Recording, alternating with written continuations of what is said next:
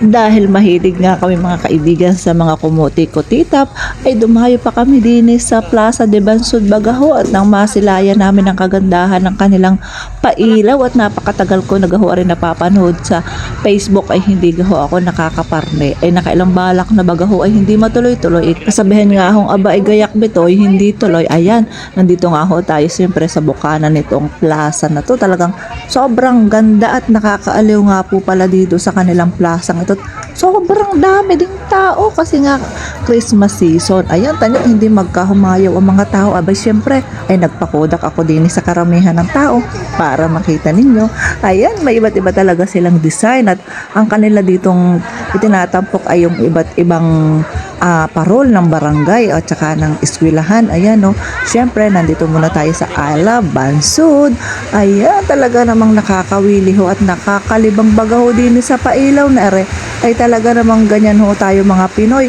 Pag ang Pasko ay talaga sumasapit ay ganyan. Sobrang saya natin. Kaya ika nga sa kanta, ibang-iba talaga ang Pasko sa Pinas. Ayan, nagpakodak syempre kami dito ng aking mother-in-law sa La Bansod. Ayan, syempre kailangan puso-pusuan. Ayan, tingnan nyo naman talaga namang napaka-sweet naman nung natamaan ng camera na yun. Ay di sana all. Ayan, syempre ang person, tinitingnan kung paano ang pagbabangka at parang gusto sumakay sa bangka. Ay nung malaman ko ay parang nakakatakot at baka umuwi ako ng basa ay ayan, nagpakodak na lang ako din sa Ledgi. Ayan, tinan nyo naman, may pag-post-post pa ng kaartehan. Abay, hindi ho nagpahuli rin aking mother-in-law. Nagpakodak din sa akin tabi. Abay, syempre, kailangan ay may souvenir din daw nga siya. Ayan. At din naman kahit karamihan ng tao talagang magapakodak kami at talagang para sulit na sulit talaga ang saya. Ayan, tinan nyo naman, no? Nagkukusa na lumayo yung mga tao sa amin baka nga daw naman sila ay mahagip pa sa camera, hindi alam na talagang hagip na. Ayan, tinan nyo naman yung mga iba't iba talagang parol na pinagmamalaki ng kanilang barangay, ng kanya-kanyang barangay. Ayan, tinan nyo, ang gaganda naman nga, talaga namang malilibang ka dito sa kanilang pailaw na ito. Kaya naman ito'y dinarayo. Ayan nga, may tren at kami sasakay din Watch nyo po ang aming pagsakay din sa tren na talagang nakaka-enjoy, ang saya.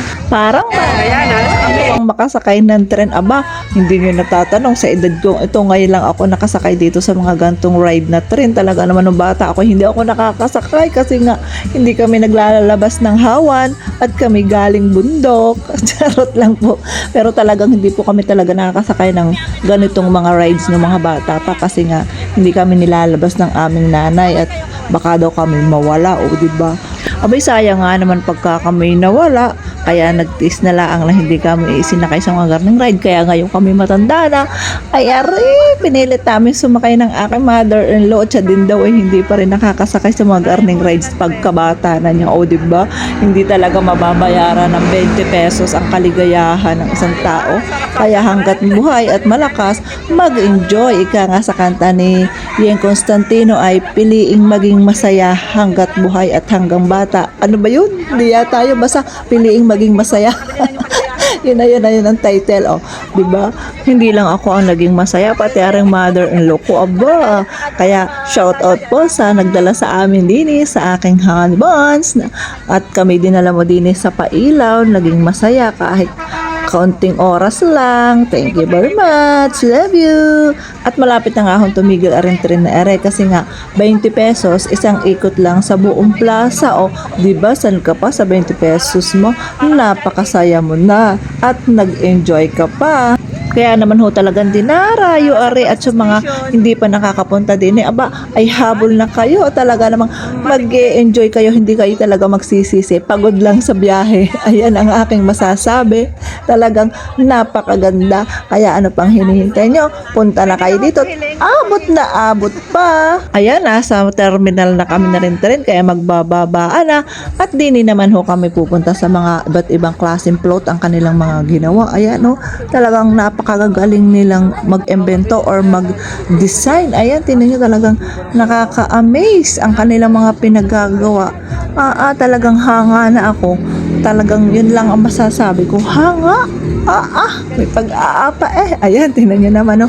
At dahil sobrang gaganda nga ho ng kanilang mga plot na abay hindi kami nagpahuli din nilang aking mother-in-law. Kada isang plot, isang Kodak. Ayan, talaga namang enjoy na enjoy ang mga matatanda, pati mga bata. Tingnan nyo naman, talaga namang hindi ka talaga magsisisi pag napaparinig ka. Busog na busog at enjoy na enjoy ang iyong mga mata. At ari nga yung mga iba't ibang parol na gawa ng mga eskwelahan. Ayan, talaga namang napakaganda din at napakagagaling din nilang gumawa. Talagang pinag-uukulan talaga nila ng pansin or kanila talagang pinopokus kung paano mapapaganda or gaganda ang kanilang gawang parol. Talaga namang ayan, nakita nyo na yung mga iba't ibang parol ng mga eskwelahan o gawa ng mga eskwela. Ayan, tinan nyo. At dito naman ho tayo sa kabilang float. Ayan, may Jurassic naman. Ano ba yan? Talaga namang lahat ay kanilang inimbento or kanilang ginawa para lang makapagpasaya ng mga tao. At talagang sobrang nakaka-proud ang mga ganitong bayan na ginagawan talaga ng paraan para maaliw ang mga tao. Ayan, tinan nyo oh. At pag-ikot ko nga ho din, aba, may malalaking parol pa na gawa ng iba't ibang barangay. Akala ko doon lang sa kabila ay meron din pala din ari pala ay paikot. Ay talaga namang kung hindi mo nga alilibutin ay hindi mo makikita lahat ng meron sila. Ayan oh, talagang pagandahan din talaga sila ng gawa ng parol. Ano kaya rin may premyo? Talaga premyo talaga. Ayan at talagang sila yung nagpipiknik dito nga naman para masulit ang kanilang kaligayahan. Nagdala na ng mga pagkain. Tama lang yun para nga naman hindi sila magutom or kaysa naman sila bibili. At dahil na sa kabilang side na tayo, abay syempre paikot ito ay di maya-maya palabas na tayo. Kaya sa mga hindi pa nakakaparne, abay parne na at abot pa kayo. Thank you for watching everyone. God bless us all at Merry Christmas. Enjoy!